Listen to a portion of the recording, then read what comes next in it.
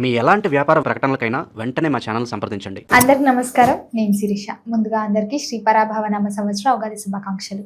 ప్రస్తుతం మనతో పాటు ఉన్నారు ప్రముఖ ఆధ్యాత్మికవేత్త, జ్యోతిష్య పండితులు భూమానంద స్వామి గారు. గురుగారితో మాట్లాడదాం. నమస్కారం గురుగారు. జై శ్రీరామమ్మ. గురుగారు, మీకు కూడా ముందుగా ఉగాది శుభాకాంక్షలు అండి. తప్పకుండానమ్మా. మరి ద్వాదశ రాశిలో అయిన ఈ సంవత్సరం కర్కాటక రాశి వారికి ఉగాది నుంచి ఎలా ఉండబోతుంది అంటారు? ఎలాంటి జాగ్రత్తలు తీసుకోవచ్చు అంటారు? ఈ నవగ్రహాల ప్రభావం మీ రాశిపై ఈ సంవత్సరం ఎలా ఉంటుందంటారు? ఆర్థిక పరంగా, ఆరోగ్య పరంగా మొత్తం మీద చూసుకుంటే ఈ రాశికి ఎలా ఉంటుందంటారు ఈ సంవత్సరం? కటకము, కర్కాటకము, కర్కరాశి అంటే తేలు అని అర్థము. ఇది నేను సృష్టించింది కాదు, ఎవరు సృష్టించి కాదు, ఇది దైవమే సృష్టించింది. కటక రాశి వారికి ఈ సంవత్సరము గురువు శత్రుస్థానం లోపల ఉన్నాడు. శత్రుస్థానం అంటే 12వ స్థానం లోపల ఉన్నాడు, మిథునం లోపల. తర్వాత ఈ సంవత్సరం కటక రాశి వారికి పితృదోషాలు అనేటివి చాలా అధికంగానే ఉంటాయమ్మా. ఈ సంవత్సరమేనా, ఎప్పుడు ఉంటాయా? ఈ సంవత్సరం ఉండొచ్చు, ఎప్పుడు కూడా ఉండొచ్చు. కటక రాశి వారు ఎక్కువగా జాగ్రత్తలు తీసుకుంటే మాత్రం బాగుంటుంది జీవితం మీద. ఎందుకంటే కటక లగ్నంలో జన్మించిన, కటక నక్షత్రంలో జన్మించిన వారికి అమావాస్య పౌర్ణమి వచ్చిందంటే అనారోగ్యాలు, హాస్పిటల్ల పాలు కావడము, యాక్సిడెంట్లు జరగడము అనేటివి తప్పకుండా జరుగుతాయి. ఆంజనేయ స్వామిని చేస్తానని పోతే కోతి తయారవుతుంది అక్కడ. ఎందుకో కోసం అని అంటే కటక రాశి వారికి పితృదోషాలు అనేటివి అధికంగా ఉంటాయి. పితృదోషాలకు సంబంధించిన రాశే కటక రాశి. దీనికి పరిహారాలు కూడా తప్పకుండా ఉన్నాయమ్మా. పరిహారాలు ఏ విధంగా ఉంటాయనంటే వారు నాగదేవతను అధికంగా పూజించాలా. ఈ రాశి వాళ్ళంతా ఏ రాశి వాళ్ళు పూజించినా శుభమే జరుగుతుంది. కానీ కటక రాశి వారు మాత్రము నాగదేవతను అధికంగా పూజించడం వల్ల వాళ్ళకు అనంతమైనటువంటి లాభాలు వస్తాయి. ఉదాహరణకు చచ్చిన సర్పాన్ని చూస్తే అశుభం. మనం రోడ్డు పంటి పోతుంటే, బయట పోతుంటే చచ్చిన సర్పం కనిపించిందంటే అశుభం అది. అదే పాము, సర్పము సుబ్రహ్మణ్య స్వామి పడిగెత్తి ఆడిండంటే శుభం జరిగేటువంటి ఆస్కారం ఉంటుంది. ఆ సుబ్రహ్మణ్య స్వామి యొక్క విగ్రహాన్ని అభిషేకం చేసి విద్యార్థులు కానీ, రాజకీయ నాయకులు కానీ, ఉద్యోగస్తులు కానీ, భార్యాభర్తలు కానీ అభిషేకం చేసి ఆ సుబ్రహ్మణ్య స్వామికి వారి యొక్క జన్మతిథి ప్రకారము, జన్మ నక్షత్రం ప్రకారము పూజించినట్టయితే కటక రాశి వాళ్లకు చాలా శుభాలు జరిగేటువంటి ఆస్కారం మాత్రం ఉంటుంది. రెండవ విషయము, కటక రాశి చరరాశి కాబట్టి సర్పశాంతులు ఎక్కువగా ఉన్న శుభాలు జరిగే ఆస్కారం కూడా ఎక్కువగానే ఉంటుంది. చరరాశి వారు ఎప్పుడైనా 40 సంవత్సరాల వరకు అనంతమైన ధనాన్ని సంపాదించేటువంటి యోగం కూడా ఉంటుంది.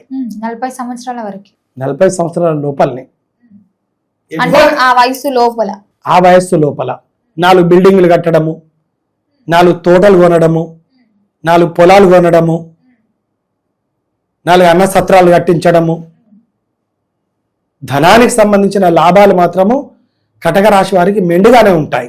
మరి విద్యార్థులకు ఎలా ఉంటుందంటారు ఈ సంవత్సరంలో? విద్యార్థులకు కూడా బాగానే ఉంటుంది, కానీ కొంచెం ఎక్కువగానే పోరాడవలసి ఉంటుంది. ఎందుకంటే గురువు 12వ స్థానం లోపల ఉన్నాడు కదా. కాబట్టి విద్యార్థులు విద్య మీద చాలా శ్రమ పడవలసి ఉంటుందమ్మా. చాలా శ్రమ పడితే గాని విద్యార్థులకు ప్రోద్బలం అనేది వస్తుంది. మరి ఉద్యోగ వ్యవస్థలో ఉన్న వారికి ఎలా ఉంటుందంటారు? ఉద్యోగస్తులు కానీ, బిజినెస్ వాళ్ళు కానీ, ధనవంతులు కానీ వాళ్ళు తప్పకుండా ధన విషయం లోపల ఎదిగే ఆస్కారమే ఉన్నది. సంతాన యోగం ఉందంటారా? మరి సంతానం అనేది కూడా కటక రాశి వారికి అనుకూలంగానే ఉంటుంది. కుటుంబ వాతావరణం ఎలా ఉంటుందంటారు? మరి కుటుంబం లోపల శ్రమ అనేది ఎక్కువ తీసుకోవాల్సి వస్తుంది. కుటుంబ పరంగా తప్పకుండా శ్రమ అనేది ఎక్కువ తీసుకోవాల్సి వస్తుంది. చరరాశి అయినప్పటికైనా కానీ సర్పరాశి కదా ఇది. కటక రాశి చరరాశి అమ్మ. సర్పరాశి కాబట్టి శ్రమ అనేది ఎక్కువ తీసుకోవాల్సి వస్తుంది. కుటుంబ పరంగా వ్యతిరేకతనే ఉంటది వీళ్ళకు. మరి రాజకీయ రంగంలో ఉన్న వారికి ఎలా ఉంటుందంటారు? రాజకీయ రంగం లోపల ప్రమోషన్స్ వస్తాయి కటక రాశి వారికి తప్పకుండా. ధనవంతులకు రాజకీయ రంగం లోపల ఉన్నటువంటి వాళ్లకు ప్రమోషన్స్ వస్తాయి. ఎమ్మెల్యేగా ఓడిపోయినా ఎంపీగా గెలిచేటువంటి ప్రమోషన్ ఉంటుంది. ఎమ్మెల్యేగా ఓడిపోయినా ఎంపీగా గెలుస్తారు. ఎమ్మెల్యేగా ఓడిపోయినా ఎమ్మెల్సీగా గెలిచేటువంటి అవకాశం ఉంటుంది. ఎమ్మెల్యే ఓడిపోయినా మినిస్టర్గా ప్రమాణం చేసే ఆస్కారం కూడా ఉంటుంది. మరి ఈ సంవత్సరం వీరికి వివాహం జరిగే యోగం ఉందంటారా? కటక రాశి వారికి తప్పకుండా వివాహ యోగం మాత్రం ఉంటది. గురుబలం లేకున్నా రవి బలం తోటి మాత్రం వివాహ యోగం మాత్రం ఉంటుంది తప్పకుండా. గృహ యోగం, వాహన యోగం ఉందంటారా? గృహ యోగము, వాహన యోగాలు కటక రాశి వారికి అధికంగానే ఉంటాయి. చరరాశి కదా బేటి ఇది. కాబట్టి గృహయోగము, రాజకీయ యోగము, ధనయోగము,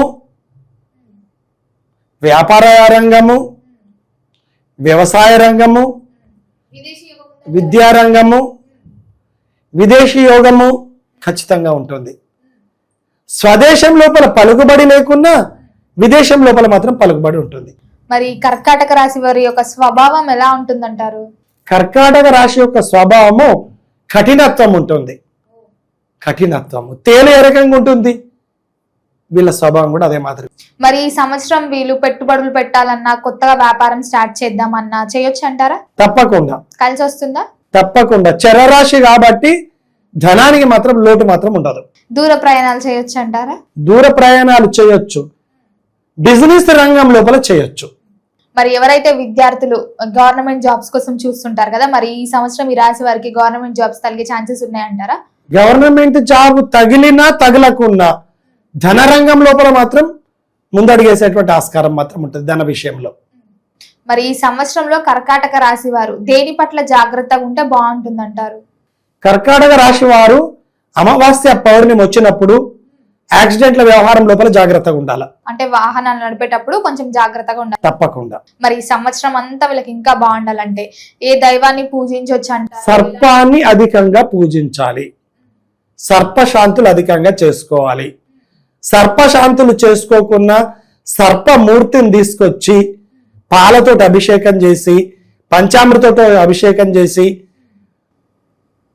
ఆ సుబ్రహ్మణ్య స్వామిని అభిషేకం చేసి ఆయనను పూజించి మల్లెపూల దండేసి టెంకాయ కొట్టి పసుపు కుంకుమ పెట్టి ఆరాధించినట్టయితే ఆయన కష్టాల లోపల ఉన్నటువంటి కష్టాలన్నీ కూడా దూరమైనటువంటి ఆస్కారాలు మాత్రం ఉంటాయి తప్పకుండా. అంటే ఆ స్వల్పాన్ని ఇంట్లోనే పెట్టుకోవచ్చా? ఎవరికన్నా బ్రాహ్మణునికి అట్లా దానం ఇచ్చుకోవాలా? మళ్ళీ దానం ఇవ్వాలి అని అంటే బంగారు సర్పము గాని వెండి సర్పము గాని దానం చేయాల. దానం చేస్తే శుభం జరుగుతుంది.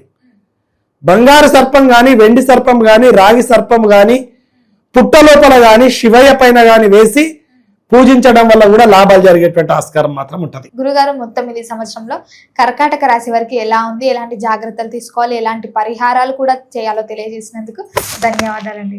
శుభం అమ్మా.